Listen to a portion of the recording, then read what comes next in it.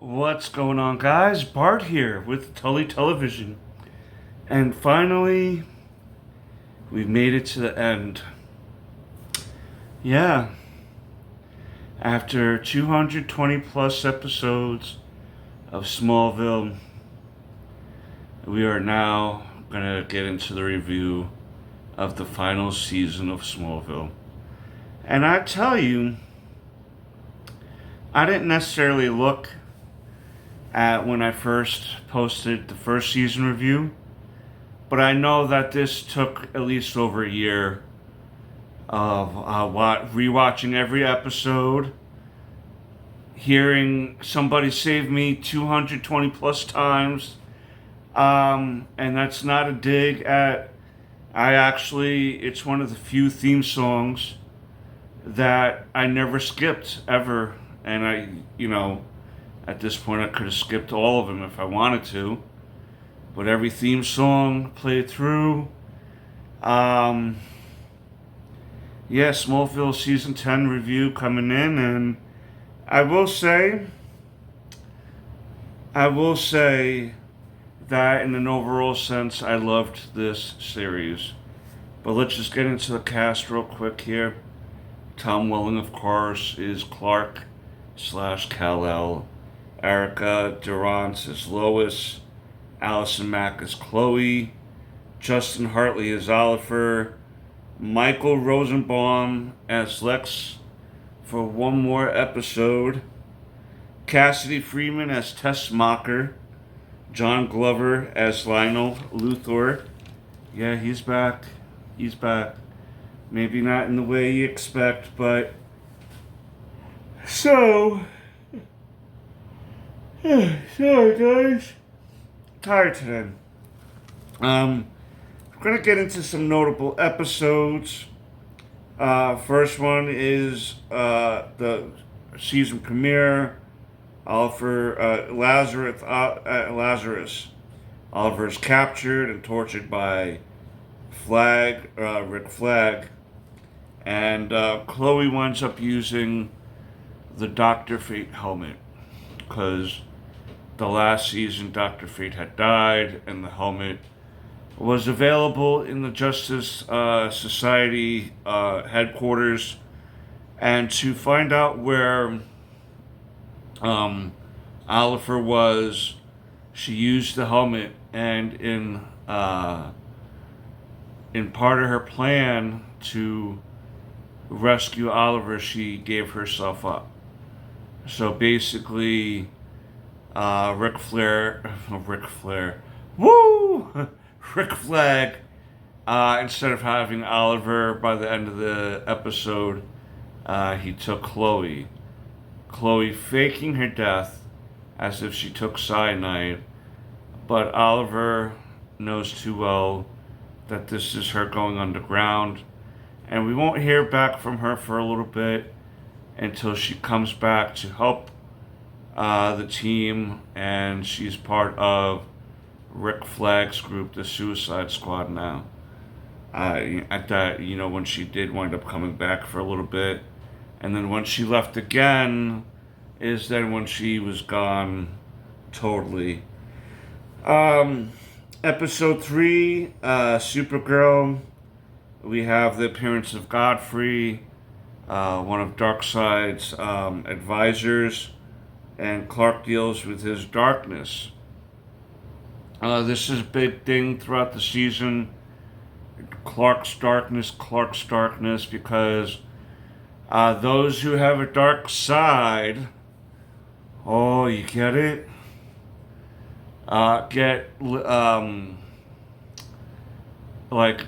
Basically branded with the Omega symbol on the inside of their body, and we wind up having one of Clark's biggest battles throughout the season is trying not to forget where he came from and who he is compared to where he's going.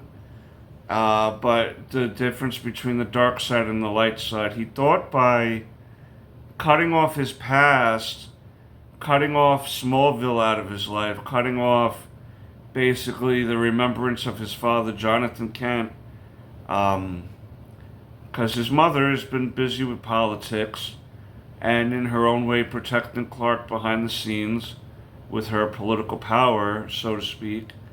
But she sent Clark the deed to the farm, and he was thinking that was for her to tell him that, like, to sell it, because no one's really there or whatever like that, and we really hadn't made our way back to the Kent farm on a regular basis for a long time at this point. And being that him and Lois are mainly staying in Metropolis, he didn't think that keeping the farm was gonna. He thought by selling it wasn't gonna be a big thing. But his mother said, "No, I gave you the farm to give you the farm for you and Lois. And yes, you have a life in Metropolis, and you're doing your own thing, son." She wasn't expecting him to. He could farm the farm all day and be done. Start at 6 and be done at 6:15 with all the chores, and I'm sure all the crops would be great and all this other stuff. But that wasn't. It's not for him. And what he winds up realizing is that he's not going to forget his father, Jonathan Kent, and the lessons he learned from him and from his time in Smallville, because that's made him. Every Superman fan knows that if it wasn't for Clark being found by the Kents and being raised by them, that he would not be the wholesome guy he wound up becoming, the kryptonian who has more faith in humanity than humanity themselves. And he realized that if he gave up the farm and tried to not remember his father too much, that he could move past it. And instead of making it something like a sign of progress in his life, it actually opened him up to the dark side even more, so to speak, right? Because if you're forgetting all the good in your life, then, it's those. When you have a difficult life sometimes in certain ways, or have lived life in some difficult scenarios, those small glimmers of hope come from the memories you make to be able to reproduce those memories again with the people that you love, the people that you care for, or for the ability for people to do that for their own family, to make, you cannot even know the person to appreciate that they too want to spend time with their family and make memories and laugh and all that, right? And I think that Clark had to remember that even more so now than ever, that with Darkseid and his minions trying to infect as many people with the dark side, the Omega symbol, if you will, as they can, that ultimately it was Clark's ability to not forget who he was that led him to being able to save the day, so to speak, time in and time out. Homecoming. That was the fourth-ish episode, 200th episode, if you will. And basically it was Brainiac who came back. But it was the Brainiac from the Legion of Doom from the future. Not the bad Brainiac. The Brainiac that wound up turning good. Turning face, if you will, for the wrestling fans out there. And what he did was, in this time of uncertainty for Clark, still early in the season, figuring out about that he's afraid of his dark side, excuse me, that he reminded that Lois loves him, and how much he learned again from Smallville and those around him. We've come a long way from his days with Pete and Chloe and the Wall of Weird to now Clark is talking to Brainiac, Kryptonian supercomputer. We're dealing with Darkseid. We dealt with Doomsday. This isn't just some high school kid who got infected with meteor rock on a bad day during a meteor storm when Clark came to Earth, and Now he's got powers he doesn't know how to use until Clark helps him, right? This isn't that.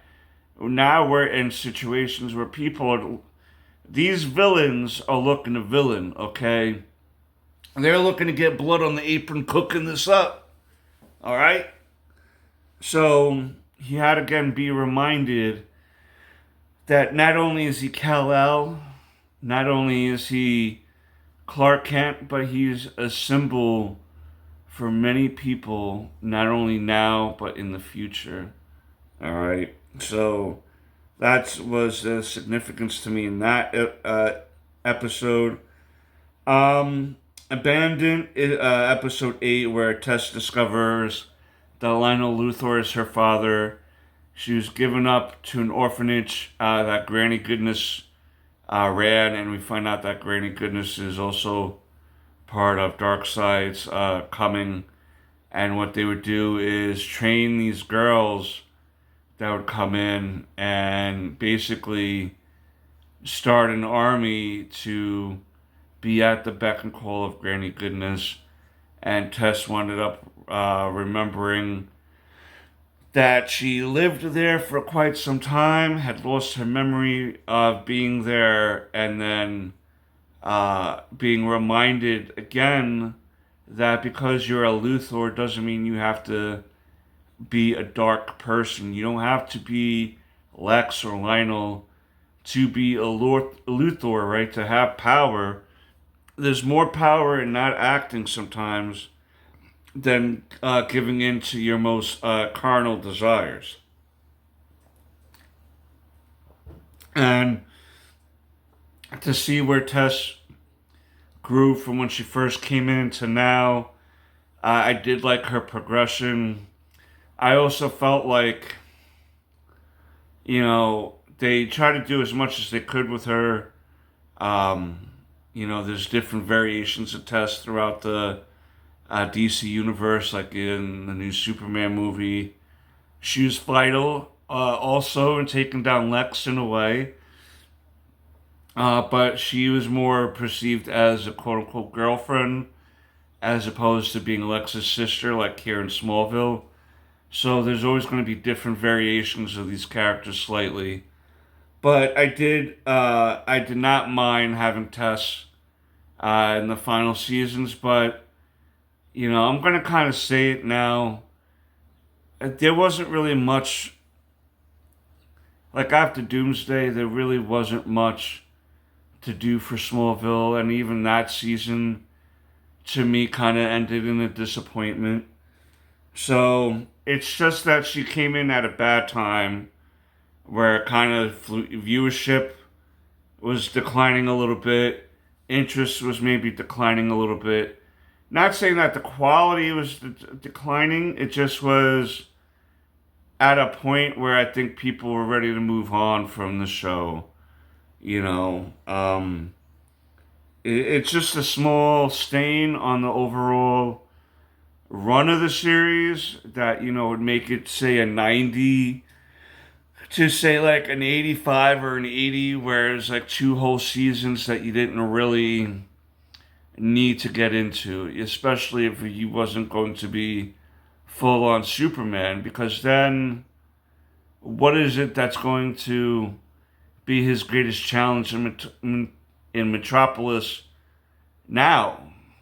He's already beat Doomsday. He's already beat Darkseid. What other high-powered villains did he normally face that he has to worry about protecting Metropolis from? I don't know. Episode 10. Tess finds is giving a kryptonian device that Lionel or Lex had somewhere and was given to her. She decides to give it to Clark, and when Clark activates it, him and another Clark exchange places. But the Clark that comes into into the reality of the Clark that we know and we've been following is a Clark that was raised by Lionel Luthor. And oh my God, this man is diabolical. Lionel had Clark kill Lex. to be the ultimate Luthor, and everybody knew who he was and was afraid of him.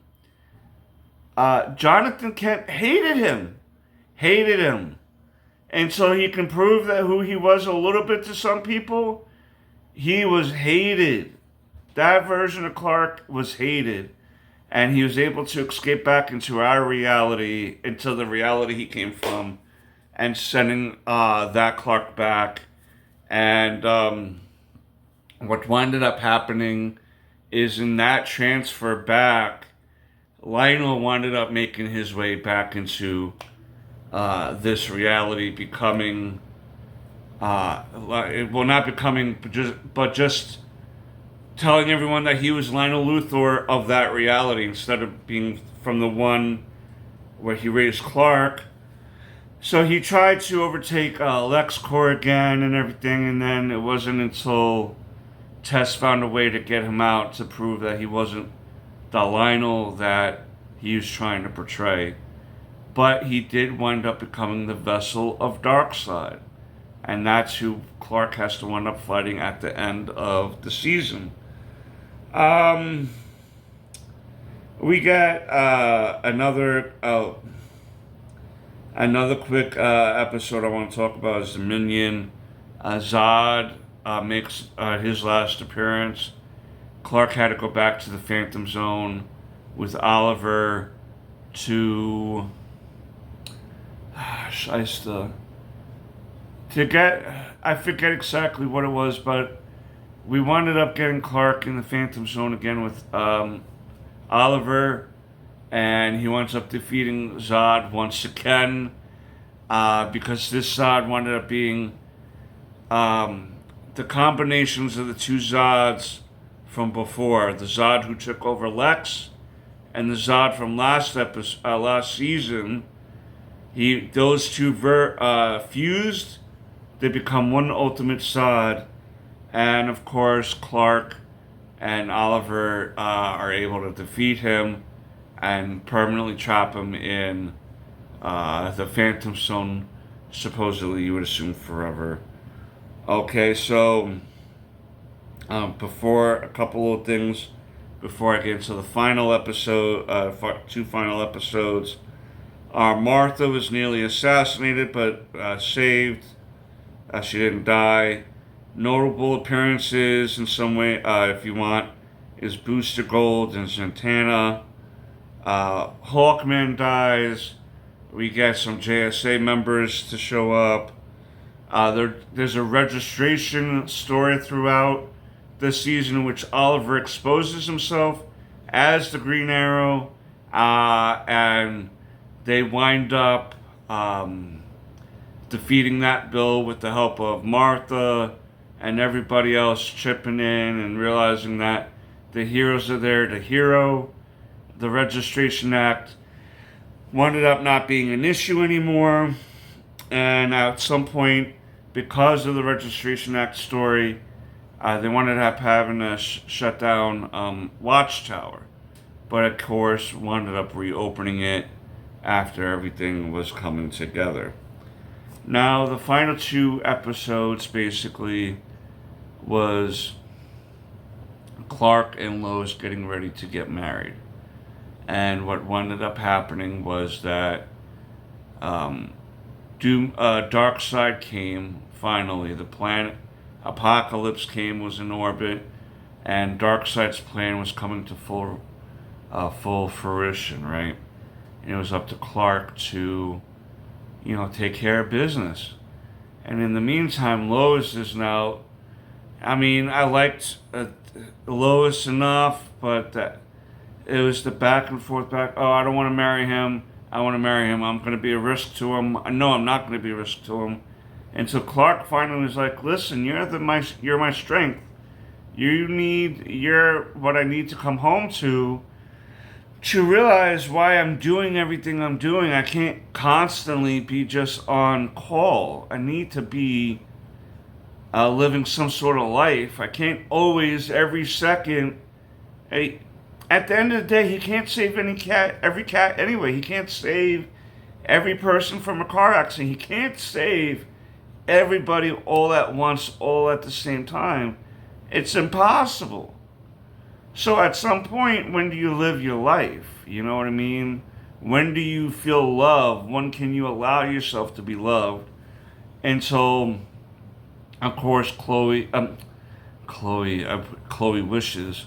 And so, of course, Lois and Clark get married in the last episode because there's a little bit of a time jump between the end of where they decided not to get married and then the next episode, the series finale, into where they get married.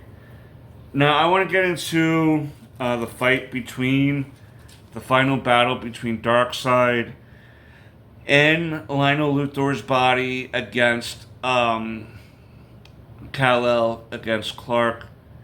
Again, I found this fight to be very much like the last 3 seasons of the show, from Doomsday to Zod, the last season, and now this final season. It seemed like there was so much stakes to be built out throughout the whole season that the final fight scene seemed to be so quick and disappointing. And I guess maybe I have to realize that this is a TV budget and not a movie with a budget of $130 million where you can get Clark to take Zod, let's say, or a Doomsday or a Darkseid and just fly through buildings with him, holding him, right? It can't be like Invincible versus Omni-Man type of fight, I guess, for a TV budget. And then you have to be aware of the level of violence, I guess, you're going to have in a show that's in prime time. Because I guess there's going to be certain things you can show at certain times in shows, as opposed to what you can show in movies or books or anything like that. They each have their own little thing that they gotta follow, right? So maybe that's part of it, but it just really seemed like with the big build up for all these last 3 seasons were that the fights were just done. Clark learns how to fly, finally. Kara goes to the 31st century with the Legion ring because Jor-El told her that's where she needs to be, and that he's confident in Kal-El being the Earth's defender now. All of this was a test, just to keep having him progress, And we did get Lex near the end as a comeback, but it was just for one episode, and even in that episode, it wasn't for long. They did introduce Connor, Superboy, who's half Lex and half Kal-El, so that was pretty cool.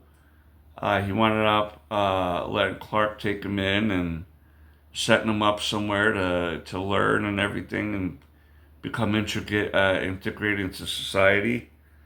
In the future, Lex tries to run for president, and then of course we see Clark going to the top of the Daily Planet. He rips the shirt, and starts taking off, and that's where we end Smallville.